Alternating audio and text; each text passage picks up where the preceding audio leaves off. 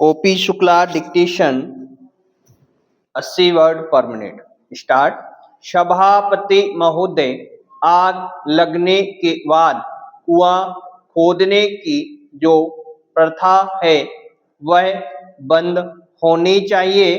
मैं समझता हूँ कि पहले जो राजा थे वे सोचते थे कि दूसरे लोग प्रशिक्षण नहीं ले सकते हैं, लेकिन सवाल यह नहीं है। सवाल है देश में नया अनुशासन पैदा करने का तथा नई सेना खड़ी करके हमें प्रशिक्षण देना चाहिए। आजकल लोगों में एक हीनता की भावना आ गई है।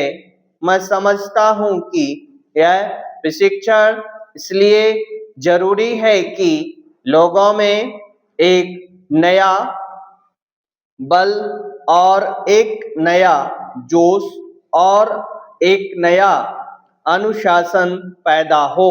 पैराग्राफ से आज भी हम सुनते हैं कि गांवों में हरिजनों पर अत्याचार होते हैं। हरिजनों पर जो हमले वहाँ होते हैं उनका मुकाबला वह लोग नहीं करते, क्योंकि उनको राइफल चलाने का ज्ञान नहीं है। आज शांतिपूर्ण हरिजनों पर अत्याचार होते हैं।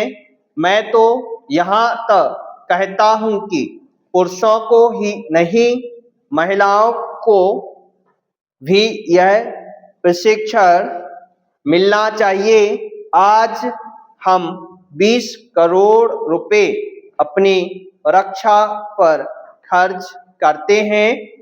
इसके बजाय अगर देश का बच्चा बच्चा जानदार आदमी बन जाए और राइफल का प्रशिक्षण लिए हुए हो तो मैं समझता हूँ कि इतना पैसा देश के विकास के काम में खर्च हो सकता है, लेकिन हमने कभी भी इस बात को नहीं सोचा। पहले जो इस देश के बड़े बड़े लोग थे उन्होंने अपनी राइफल ले ली, उन्होंने उसको चलाने का प्रशिक्षण ले लिया, यह समझकर कि यह काम किसी खास जाति का है।